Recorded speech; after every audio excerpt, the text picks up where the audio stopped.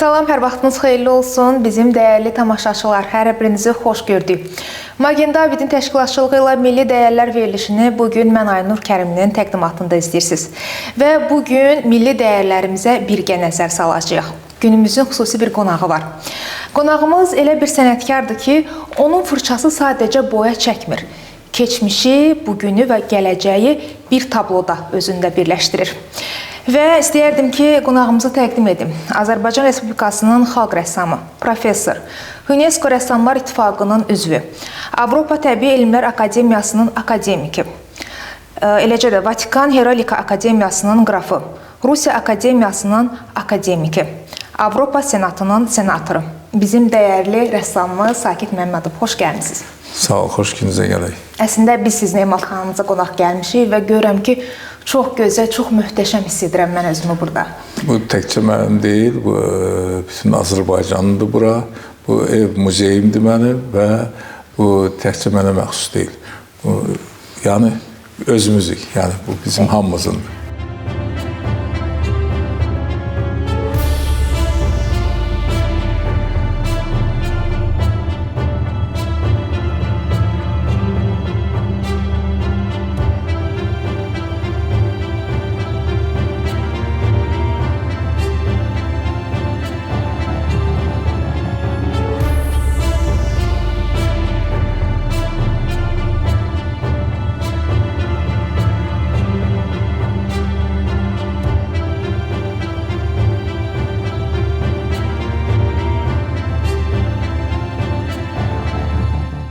İlk olaraq belə bir sual vermək istəyirəm.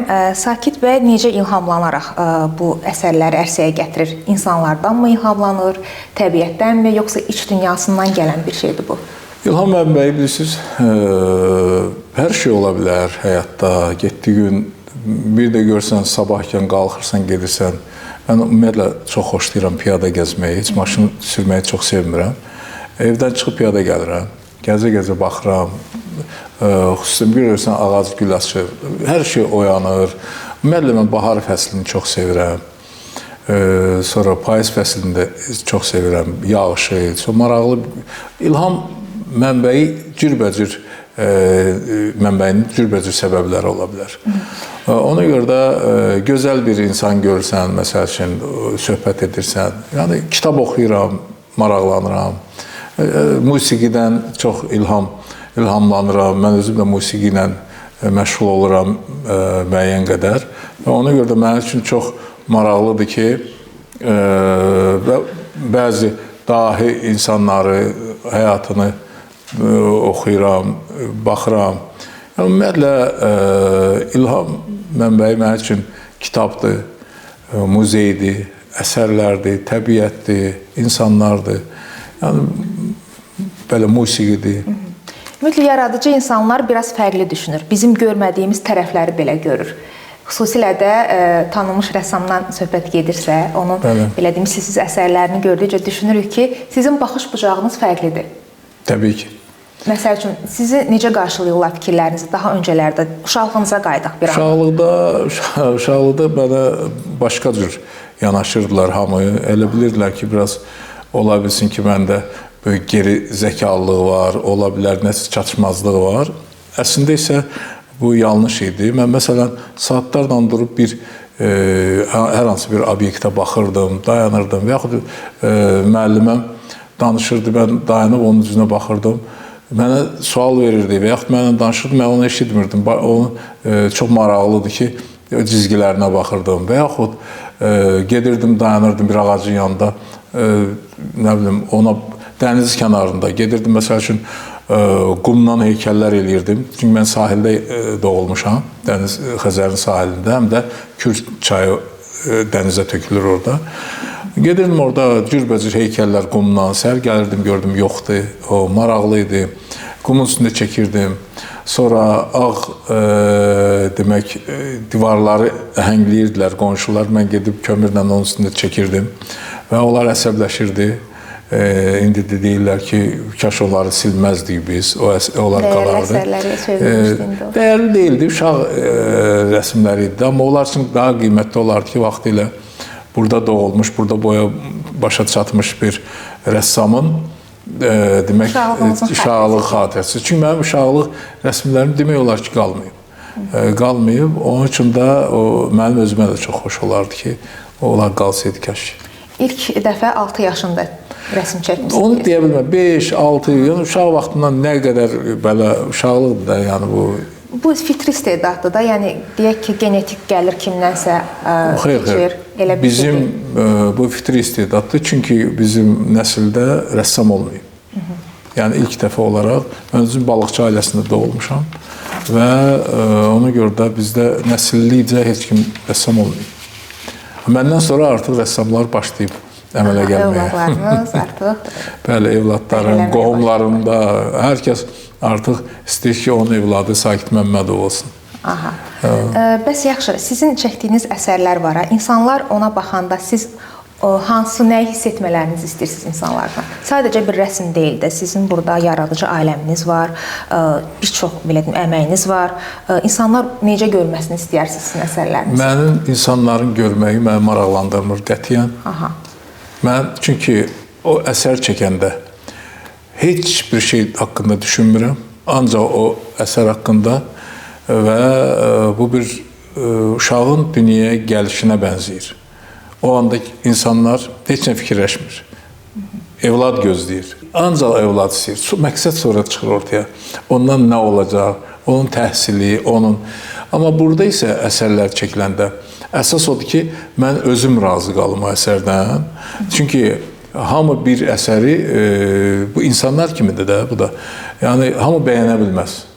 Hamının xoşuna gələ bilməz. Onun üçün də birinci gərək öz xoşuna gəlsin. Özün razı qalasan ki, tamamlayasan əsəri. Ondan sonra insanlar üçün. Amma insanlar nə fikirləşəcək bu barədə? Təbii ki, mən problemli əsər yaratmıram. Niyə görə? Çalışıram problemlə uzaqlaşım. Niyə? Onsuz da insanların dünyada problemi çoxdur. Mən də problem çəkmək istəmirəm. Mən çəkirəm gözəllik, əhval-ruhiyyə, nə bilim, rənglər xoş olsun, ab-hava. Mən onu sevirəm ki, çünki mənim yaradıcılığımda apalizmdir bu. Apal daşından mən ilhamlanıram və o mənim üçün də xoşdur. Bu milyon illər bundan öncə yaradılmış Allah tərəfindən belə bir qiymətli bir daşdır. O rənglər mənim xoşuma gəldi, valih oldum və o rənglər də mənə beynimə ək oldu və başladım əsərlərimdə o rənglərdən istifadə eləməyə, baxmağa və ona görə də mənim üslub olaraq mənim üslubum apalizm adlanır. Yəni apal daşından gəlmiş bir üslubdur bu. Bu da yəni mənim bir dəfə Avstraliyadan qonağım vardı bir xanım və yaxasında bir medalyon gördüm. Mən ondan xahiş elədim ki, onlar mən ona baxım. Mən elə bildim ki, o mənim əsərimdir. O çıxardı verdi mənə. Yaxından baxdım, gördüm ki, sujet yoxdur, eyni mənim rənglərimdir bu. Ondan sonra mən belə bir yavaş-yavaş apala vurğunluğum başladı. Və ona görə heyran qaldım. Apal çox enerji verən bir daşdır. Mən insanlara yalnız istəyirəm ki, mənim əsərlərim enerji versin. Çünki enerji itmir. Məndən gedən enerji insanlara qayıtsın. Və insanlar o əsərdə baxanda bir enerji alsınlar, xoş bir, pozitiv enerji alsınlar. Yəni, rəssamlar iki cür olur. Bir tək rəssam yox, bütün sahələrdə. Bəziləri, məsələn, dəhşətli film çəkə bilirlər, bəziləri romantik film çəkir. Məsələn, mən heç dəhşətli filmləri sevmirəm, heç baxmıram da. Siz yəni bitkinliyə yox, nikbinliyə önəm verirsiniz. Nikbinliyə, bəli. Çünki problemlər çoxdur, onsuz da mən istəyirəm ki, insanlar baxanda gözəllik görsünlər və mən düşünürəm ki, mən gözəllik yəni olsun, mən onu sevirəm ki, yəni hətta oturuşda, duruşda, geyimdə, hər şeyə çox diqqət edirəm. Gördünüz, belə gələndə mən o dəqiqə başladım özümü yığışdırmağa, orada tez, mən rahat çıxmaq istəmirəm. Yəni istəyirəm, belə o çox önəmlidir. Görünüş sizin üçün önəmlidir. Ki, mən emalxanaya daxil olanda bir-birindən gözəl simvollar, qadın simvolları gördüm burada. Və bir neçə ölkənin, deyəsən, nümayəndələri olaraq siz canlandırmışsınız rəsmləri. Bu nümayəndələr deyil, əslində bu 24 ölkədir, hər biri onların simvolundan tutmuş, bütün hətta bayraqlarından hər bir şey orada var. Mən çalışmışam ki, bütün dünyanı gəzirdim mən və gəzmişəm. sonunda fikirləşdim ki, bu qədər ölkələri gəzirəm, mən artıq bunlara aid bir əsərlər çəkim. Turist kimi yox, mən bir rəssam kimi getmişəm. Onun üçün də mən rəssam kimi də öz sözümü deməliyəm. Ona görə də 24 əsər mən ərsəyə gətirdim. Hər biri bir ölkədir, hər biri bir dövlətdir. Və mən sizin Wikipediyanıza nəzər saldım. Orada Aynur adlı əsəriniz var. Səhv etmirəmsə 1988-ci il ayı. Bəli. Öz adım olduğuna görə mən maraqlı gəldi. Sadəcə o əsər yəqin ki, yoxdur indi bu emalxanada. Onu tərənnümünü istəyərdim bizə deyəsiniz. Mən öz adımdan bağlı Mənim qızımın adı Aynurdur. Ona görə də Aynur, mən onu çox çəkmişəm, onun uşaq vaxtından çox çəkmişəm. Əsərlər, portretlərini çəkmişəm. O Aynur da elə oradan gəlib və mənim ilham mənbəyim elə mənim öz qızımdır deyərəm. Çünki hər atanın sevdiyi qızını o qədər sevir ki, o mənim canımdır. Ona görə də o mənim üçün o çox önəmlidir. Onun obrazını mən həmişə çəkmişəm və çəkirəm də. Və belə deyək də, indi qızınız da sizin yolunuzu gedir, belə deyək də, rəssamlıqla məşğuldur. Necə dəyərləndirirsiniz ümumiyyətlə onun əsərlərini? Bilirsiniz, o qızım Dillər Universitetini bitirdi və qırmızı diplomla gəldi ki, mən ingilis dilində bitirmişəm, əla. Mən dedim, qızım, bunu İngiltərədə hamı bilir bu dili. Amerikada hamı bilir, onu yəni istənilən adam bilir. Bu bir peşə deyil, bu sənət deyil. Ən gözəl əl qabiliyyətin var. Ən yaxşı olar ki, sən ikinci təhsil kimi akademiyaya daxil olasan və bizim Azərbaycan sənətini dünyaya çatdırasan. Bu daha yaxşı olar və ondan yazasan bizim sənətdən, ingilis dilində. Sadəcə danışmaq üçün oxumamısan ki. O da getdi, elədi, indi doktoranturanı bitirir. Mən istəyərdim ki, sizin Qarabağnamə əsəriniz var 2021-ci ildə. 8 noyabr Zəfər günümüzlə bağlı bir əsəriniz ərsəyə gəldi. Bu haqda da bizə məlumat verirsiniz. O qədər belə deyim də, mən baxdım o şəklə, internetdə baxdım o şəklə. Müxtəlif ölkələrin də mən bayraqlarını gördüm orada. Yəni, belə deyim, çox şaxəlidir. Nə qədər danışsam bitməz o əsər. Orada bəli, onu mən indi burada bir ildən də artıq, hətta il yarıma yaxın o əsərin üstündə çalışdım.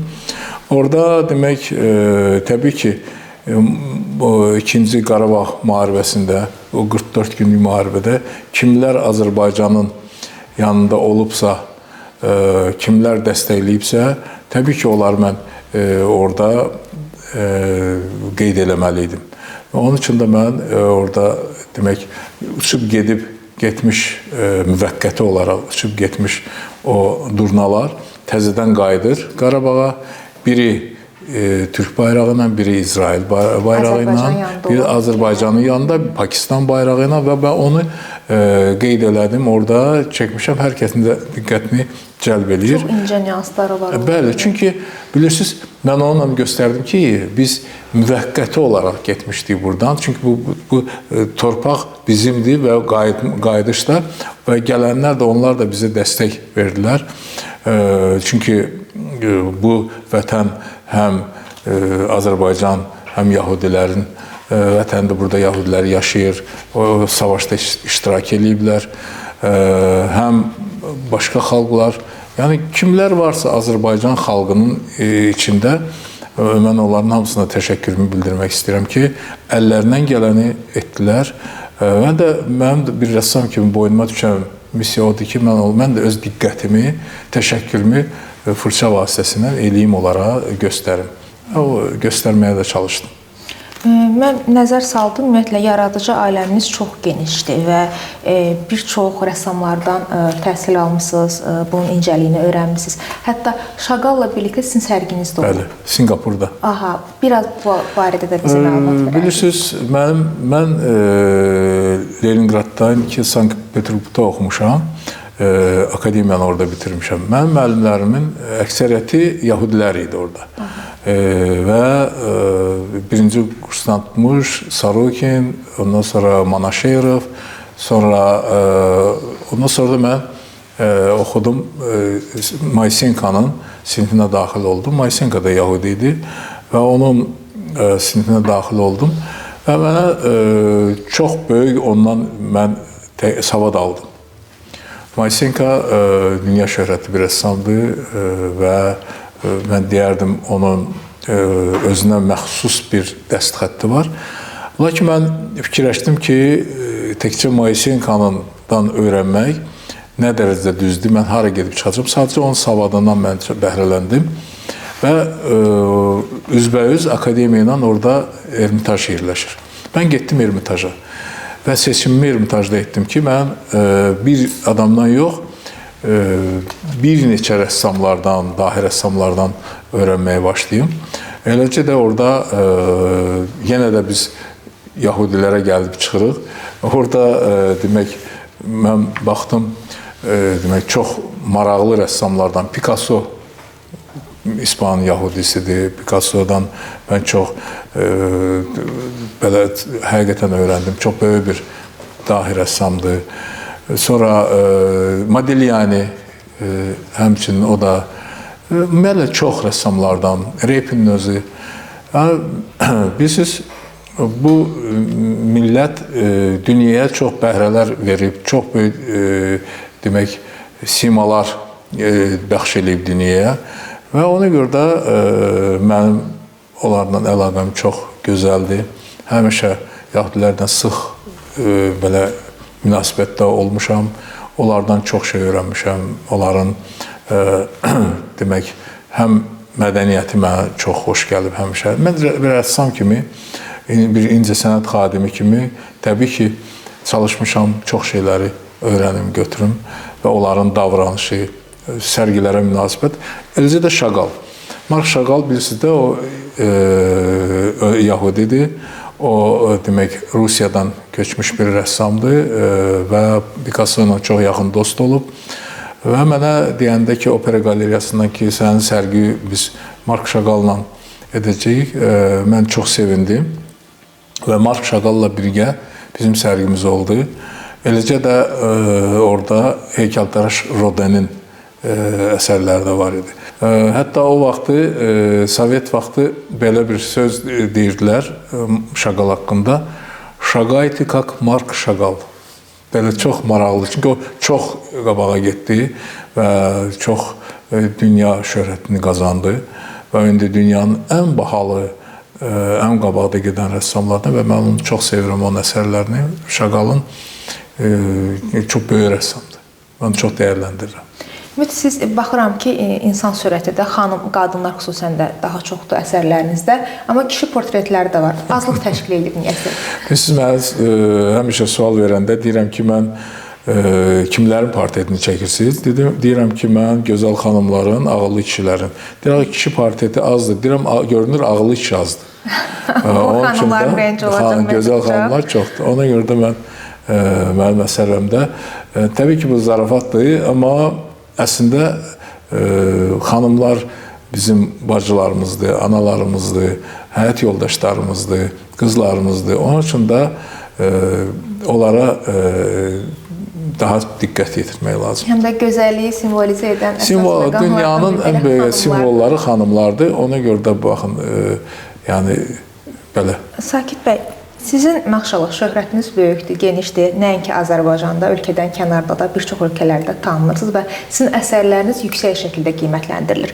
Maraqlıdır ki, bu qədər şöhrət qazanmağınız sizin azadlığınızı hardasa əlinizdən alırmı?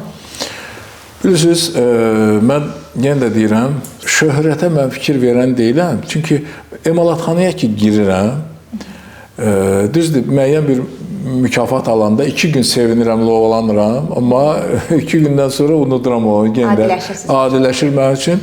Gəlirəm, sonra mən hətta indi bir dəqiqə sıra ilə məndən soruşsanız ki, nələr eləmişsiniz, vallahi deyə bilmərəm. Ardıcılığını deyə bilmərəm. Ən önəmli, ən belə mənə maraqlı gələn bir neçə yəni mükafat var ki, yadımdan çıxmır o. Amma mənim üçün ən böyük mükafat Tanrının mənə verdiyi istedaddır. Ondan böyük, onu yaddan çıxarda bilmirəm. Qalan mükafatlar hamısı unudulur, amma o unudulmur. Çünki bu, bilirsiniz, rəssamlıq belədir ki, orada bu bir qaçış deyir ki, bu gəlib tez çatdı, ona verdilər medalı. Bu Sizin daxilinizdən gələn bir şey. Ruhla bağlıdır və ruhu da qiymətləndirən bu mükafatların hamısını bilirsiniz, insan insana verir. Amma ən böyük Tanrının verdiyi mükafat istedaddır. Amma insan insana təbii ki, bugün o mükafatı verir, sabah unudursan. O ola da bilər, olmaya da bilər. Amma istedad bu əbədidir. Həm də bir istedad vasitəsilə bilirsiniz, bir insan var, milyonlara bərabər olur. Bax, həmişə önəmli bir şeydir. Milyonlarla insan var ki, bir insan qədər deyil, iş görə bilmir, kütlə şəklindədir. Və mən düşünürəm ki, məsələn, Çingiz Aytmatov, hətta yeri gələndə Qırğızstandan belə böyükdür mənim üçün və dünya üçün. Və Marquez mənim üçün çox böyükdür. Yəni, belə insanlar olub. Leonardo da Vinci bəlkə də İtaliyadan böyükdür. Yəni, o olur. İnsanlar, belə insanlardan dərs almaq lazımdır və öyrənmək lazımdır ki, necə ola bilər bir avuldan çıxmış insan dünyanı öz beyni ilə, ağlı ilə, zəkası ilə zəbt edir, öz işığı ilə. Ona görə də mən də elə başa düşürəm ki, rəssam işi ancaq əsəri çəkməkdir. Və ondan sonra onu dəyər verən, biri ona dəyər verir, biri ona mükafat verir, biri isə bəyənmir. Yəni, bu ola bilər. Hər şeydə tarix göstərir. Zaman-zaman qaldıqca onun dəyəri, onun hörməti həm ölkəsinə, yəni böyük bir, necə deyim, qələbə gətirir. Və bu ruhla bağlı olan şeydir. Mən ruhla çox dərindən məşğul oluram və mən insanlarla çalışıram, ruh vasitəsilə danışım, söhbət edim. O bayaq biz dedik ki, uşaqlıq vaxtı. Bax, o uşaqlıq vaxtı hələ məndə o ruhla danışmaq var idi. Yəni, mən baxırdım saatlarla, hamının acığı gələn insanın yanında mən oturub saatlarla qulaq asırdım. Çünki onu gördüm ki, nə maraqlı insandır bu. Buna niyə qulaq asmırlar? Və yaxud mənim bir yaşlı bir 92 yaşında, 90 yaşında belə bir kişi var idi. Aşıqlar Cəmiyyətinin sədri olmuşdu. Mən saatlarla onun o vaxtı nəticəsi yerindeydim, nəvəsi yerindeydim. Saatlarla gedirdim, onu qulaq asırdım. Mənə nələr danışırdı. Baxırdım, gördüm ki, heç kim gəlib qulaq asmır. Hətta ailədə belə gəlib onu qulaq asmırdılar. Ki, elə-belə adi baxırdılar da, evdə də qoca kişidir, oturub. Dəriyə idi adam, belə canlı ensiklopediya. Ondan mən nə qədər öyrənirdim. Qeyd eləyirdim. Şeir deyirdi, ağlayırdı. Şeirin açmasında Füzulidən deyirdi, açırdı, ağlaya-ağlaya açırdı. Yaşayaraq, ağlaya-ağlaya. Məsələn, bu çox, demək, Ələsgərdən şeirlər deyirdi, Aşıq Ələsgərdən. Yəni, mən üçün həmişə özümdən yaşlı insanlar maraqlı olub və onlarla söhbət eləmək mənim üçün çox maraqlı olub. Amma qaldı ki, belə, necə deyim, mən həmişə, mənə elə gəldi ki, mənim 200 yaşım var. Məsələn, başqası gedib yorulanda, gedib yatırsa, dincəlirsə, mən, məsəl üçün, götürəm, musiqi ifa edirəm və yaxud bir musiqiyə qulaq asıram. Təbii ki, əsər çəkəndə mən musiqiyə qulaq asmıram, çünki o məni aparır başqa yerə. Onun üçün də o da bir əsərdir. Onun üçün də əsərin arxası ilə getmirəm. Mən gedirəm, ruhum bura deyir, bura get, bura gedirəm. Ruh, bilirsiniz, insanda mən elə başa düşürəm ki, iki müqəddəs bir şey verir Allah tərəfindən, Tanrı tərəfindən. İki müqəddəs, bir ruhdur, bir də istedaddır. Onlar bir-birindən ayırmaq olmur. Çünki istedad ruhu göstərir ki, sənin ruhun necədir? Çünki birinci professionallıq olmalıdır insanda. Professionallıq ortaya çıxardır ruhu. Ruh da şəxsiyyəti. Sonunda insan şəxsiyyət olmursa, demək bu düzgün yaşamayıb, ruhuna düzgün xidmət eləməyib, ruhunu düzgün başa düşməyib, anlamayıb və şəxsiyyət olmayıb. Ruh şəxsiyyəti ortaya çıxardır. Həmişə. Ona görə, məsələn, götürək, deyək, Müslüm Ağamayev. O dəqiqə bir şəxsiyyət gözünün qabağında gəlir. Və yaxud götürək, biz Rəşid Bebidov. Rəşid Bebidov deyəndə o dəqiqə bizim gözümüzün önündə bir, yəni müğənni gəlmir. xanəndə obraz gəlir. artıq canlanır. Obraz bir şəxsiyyət gəlir gözümüzün önündə. Ona görə də onlar demək ruhundan yetərincə istifadə edə biliblər və ona görə ruh əgər ruhdan istifadə etmirsənsə, ruh səndən küsür. Sonra bəziləri görsən dəli olur, başına hava gəlir filan. Çünki uzlaşmır. Düzgün bu yönəltmir. Ona görə də məsələn biri deyir ki, mən içirəm, əsər yaradıram. Sən ruha bu tərəfdən əziyyət verirsən. Çünki ruh sağlam, təmiz, Allahın sənə verdiyi bir enerjidir, nə bilim, nəfəsdir, nədir bilmirik. Hələ onu aydınlaşdıra bilməmişik. O verib sənə. Sən isə onu yəni boşu-boşuna xərcləyirsən, o ruh zədələnmir əslində. Ruh sadəcə biz necədir? Ruh Allah tərəfindən verilmiş bizə bir qara qutu, yox, məsələn, deyək təyyarələrdə qara qutu var. Təyyarə qəzaya düşəndə o qara qutunu açırlar ki, burada nə yazılıb. Bizim də içimizdə olan qara qutu, deyək ya, ağ qutu, hələ o ruhdur. Sabahlar bizdən onu tələb edirlər ki, biri burada yazır, biri burada xeyr. O yazır. Bizim içimizdə nə varsa, biz danışırıqsa, hətta niyyətimiz belə oraya yazılır. Çünki bizim içimizdədir. Sabah sənə deyir ki, bu sənin içindən çıxıb da. Ona görə də birinci o ruhdan tələb edirlər onları. İkinci isə bizim içimizdə olan istedaddır, Allah verib. Bizdən tələb edirlər ki, sənə bu boyda istedad verilmişdir. Sən bunu niyə boş-boşuna sərf elədin, boş yerlərə? Boş yerlərə xərclədin bu istedadı. Ona görə də professionallıq, onun üçündür ki, professionallıq ruhla istedadı birləşdirib bir şəxsiyyət ortaya çıxarsın. Ruhumun musiqisi belədir də, ruhun musiqisi mənim üçün, bir də görsən, ən böyük musiqi mənim üçün uşaq səsidir. Uşaq səsindən gözəl musiqi ola bilməz. Dəniz səsindən gözəl musiqi ola bilməz. Ana laylasından gözəl musiqi ola bilməz. Yəni, sonra, necə deyim, ata tərindən, alın tərini atanın gözəl qoxu dünyada mən hiss eləmirəm. Budur mənimki. Bilirsiniz necədir? Nizami Gəncəvi 12-ci əsrdə hələ yazmışdı ki, gözlərin bəbəyi nə üçün qaradır? İnsanlıq ölmüşdür, matəm saxlayır. Yəni, gözümüz qara giyib, qara baxır. Çox insanlar dünyaya qara baxır, qara pərdə arxasına baxır. Dünyanı, yəni, pis vəziyyətə gətirib çıxardırlar. Biz bunun qarşısını almalıyıq. Bu, bilirsiniz,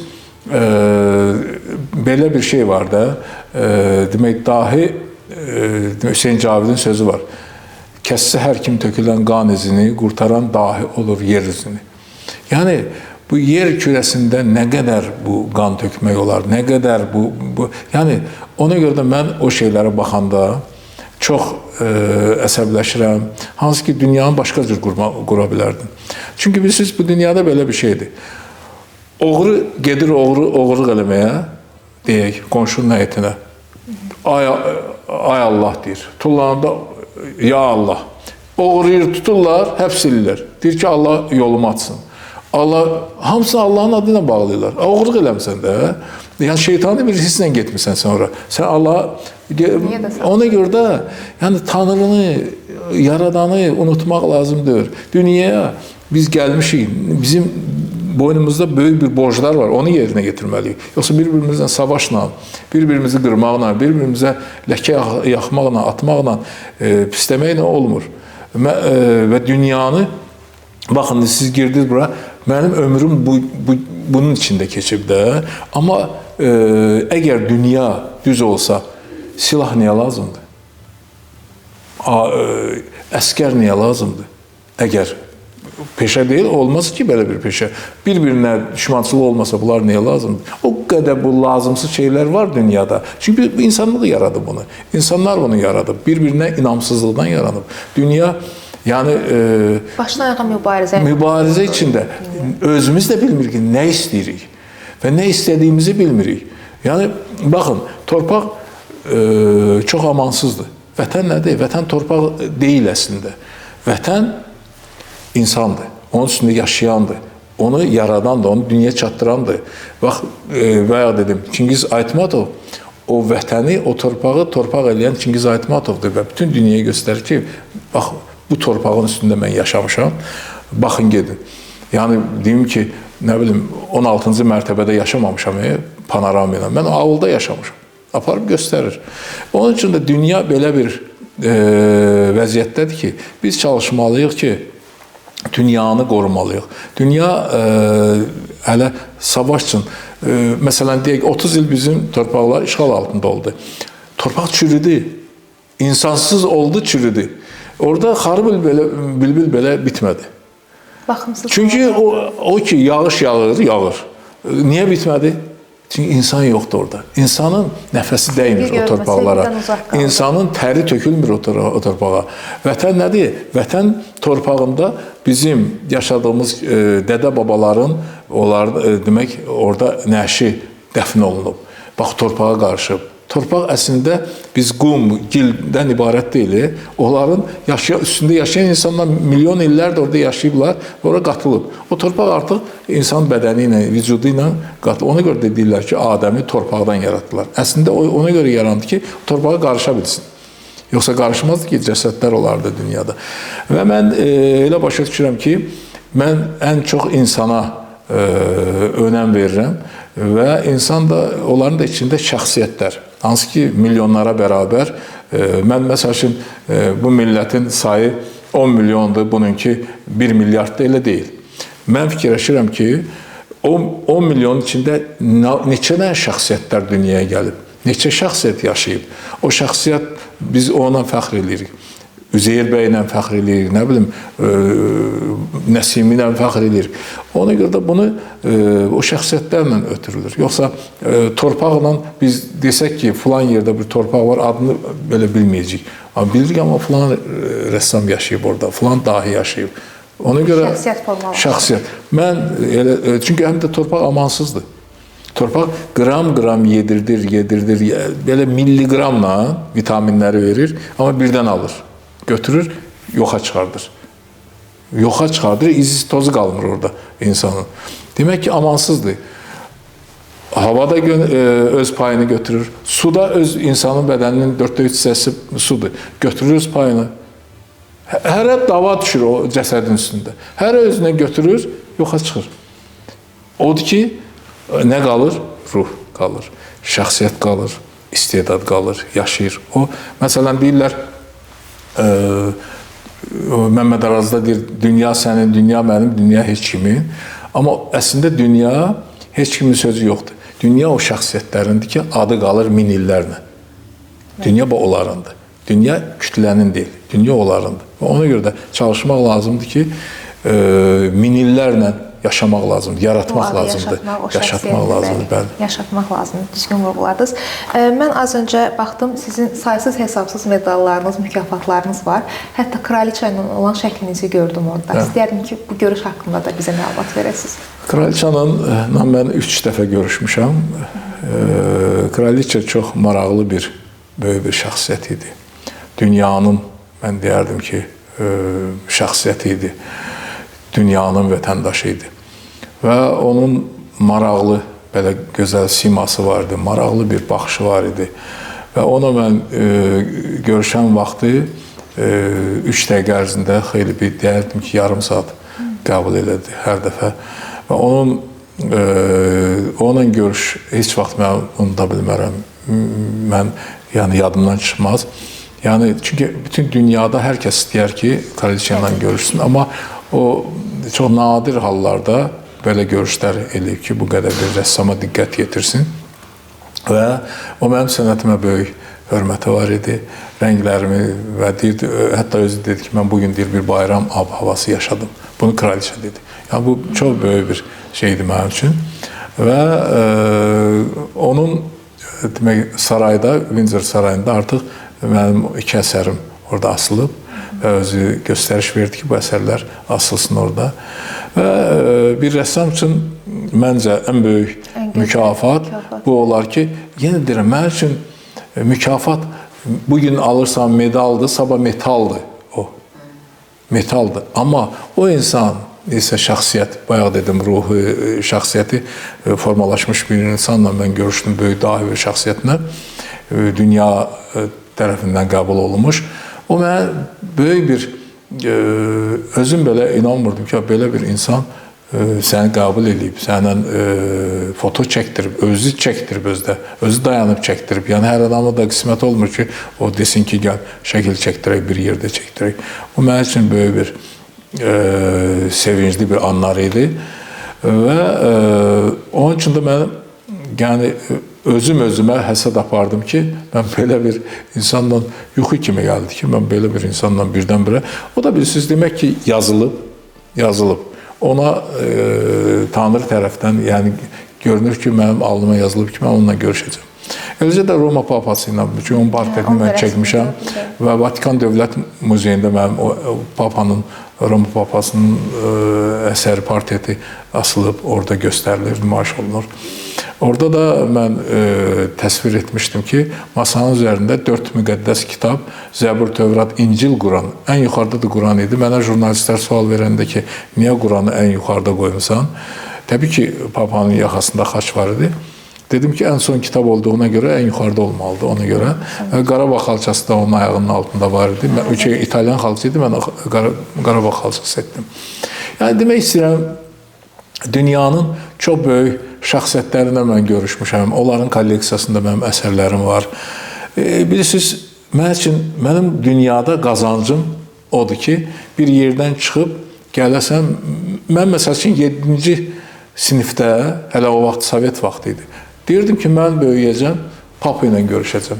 Bax, anormal kimi baxırdılar mənə ki, sən ara, Sovet vaxtı, Papa ara, sən heç buradan İtaliyaya gedə bilməzsən, Vatikana gedə bilməzsən, sən onda qalmış. Bax, görürsünüz. Sonra elə bilin ki, birdən-birə deyirdim ki, görəsən, kraliçanla necə görüşmək olar? Görəsən, o kimləri qəbul edir? Belə də ağlıma belə gətirmirdi. O, elə oldu ki, yəni, demək, şey var da, belə bir söz var, Bəxtiyar Vahabzadənin, deyir ki, arzudan arzu doğur. Dünən gördüyüm zirvə, bugün pillədir mənə.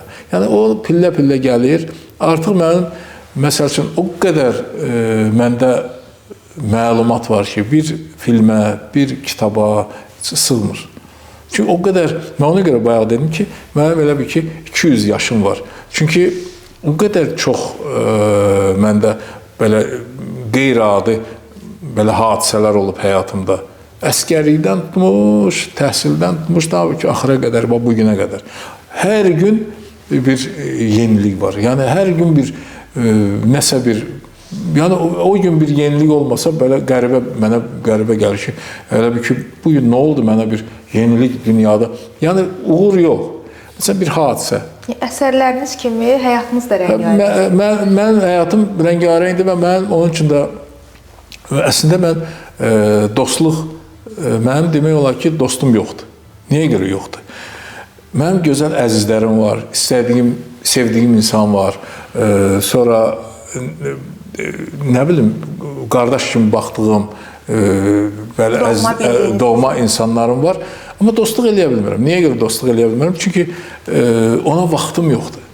Dost nədir? Gündə gərək, hətta mənim dediyim insan var ki, bir ay danışmırıq, bir də görsən, görüşsən.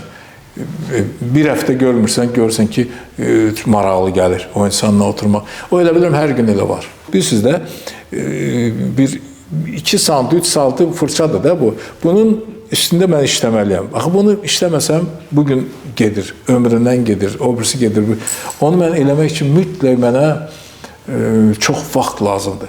Vaxt da dünyanın ən böyük qiymətli, demək, dəyərli bir şeydir də, qiymətlidir mənim üçün vaxt. Vaxtdan bahalı mənim üçün heç nə yoxdur.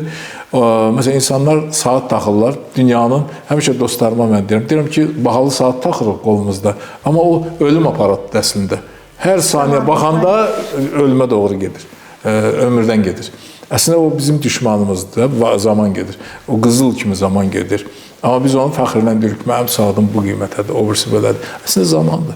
Zamana çox qiymət verməliyik biz, sevməliyik biz və bir-birimizin zamanına dəyər verməliyik, hörmət eləməliyik. Onun zamanını əlindən almaq ən böyük oğurluq deməkdir. Mən elə düşünürəm ki, biri o birisinin zamanını alırsa, demək, oğru adamdır o. Oğrudur. mənim üçün gözümdə elədir. Çünki onun zamanı çalırsan, əlindən alırsan da. Ona görə də mən elə başa düşürəm ki, çox gözəl bir bu dünyada yaşamaq lazımdır. O yaşamaq da yaratmaq.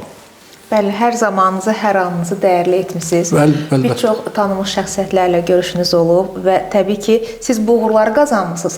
Biz isə sizin timsalınızda sizinlə fəxr edirik ki, Azərbaycanın adını ucaltmısınız. Bütün ölkələrdə, getdiyiniz yerlərdə, əsərlərinizlə bir yerdə. Və çox sağ olun ki, bugün çox dəyərli məlumatları bizimlə bölüşdünüz. Həyat yolunuzda baş verənləri bizimlə bölüşdünüz. Mənim üçün çox xoş oldu. Azərbaycan, mən burada, Azərbaycan mənim canımdır. Niyə görə? Çünki Azərbaycan bütün, bayaq dedim, o mineralları qram-qram mənə yedirdi. Azərbaycanda mənim ruh mənə verilib. Ruh verilib. İstedad burada verilib. Və onun üçün də mən Azərbaycandan gedə bilmirəm. Gedirəm, gəzirəm, baxıram, gəlirəm, qayıdıram. Amma Azərbaycandan ayrıla bilmirəm. Çünki mənim vətənimdir. Mənim babalarım burada yaşayıb. Ulu babalarım burada yaşayıb. Mənim, yenə də deyirəm də, o torpağın üstündə gəzirəm. Mən başa düşmürəm ki, məsəl üçün, necə bir insan ola bilər ki, öz vətənini sevməsin. Onun üçün də Azərbaycan mənim üçün belə əzizdir. Çox əzizdir. Və ona görə də mən çalışıram ki, əvvəla özüm, mən onu əsər çəkəndə, mən o anda Azərbaycanı da fikirləşmirəm. Amma içimdə o yaranandan sonra artıq, necə əskər deyirik də, bilmirsən ki, uşaq nə doğulacaq, kim doğulacaq. Uşaq doğulandan sonra o başlayır ki, vətəndaş olur, sonra əskəri olur, onun, nə bilim, ona görə də mən elə başa düşürəm ki, biz hər birimiz ölkəmizin əskəriyik, biz yaxşı mənada da, ya öz sahəsində əskər və biz xidmət eləməliyik vətənə. Vətənsiz insan, insansız da vətən ola bilməz. Mən fəxr edirəm ki, yəni də Azərbaycanlıyam. Çox sağ olun, biz də sizinlə fəxr edirik, hər zaman da fəxr edəcəyik. Təşəkkür edirik bir daha. Əslində, biz sizin qonağınız olduq bugün və mən belə başa düşdüm ki, o əsərlərə baxmaq lazım deyil, o əsərləri hiss etmək lazımdır. Bəli. Və bizim qonağımız artıq biz yekunlaşdırırıq söhbətimizi. Bir daha qeyd edim ki, Azərbaycan Respublikasının xalq rəssamı Sakit Məmmədov bizimlə birgə oldu. Təşəkkür edirik bir daha. Siz sağ olun ki, gəldiniz. Sağ olun. Təşəkkür ederim. Bugünlük bu qədər bizdən. Sağ olun, sağlıqla qalın.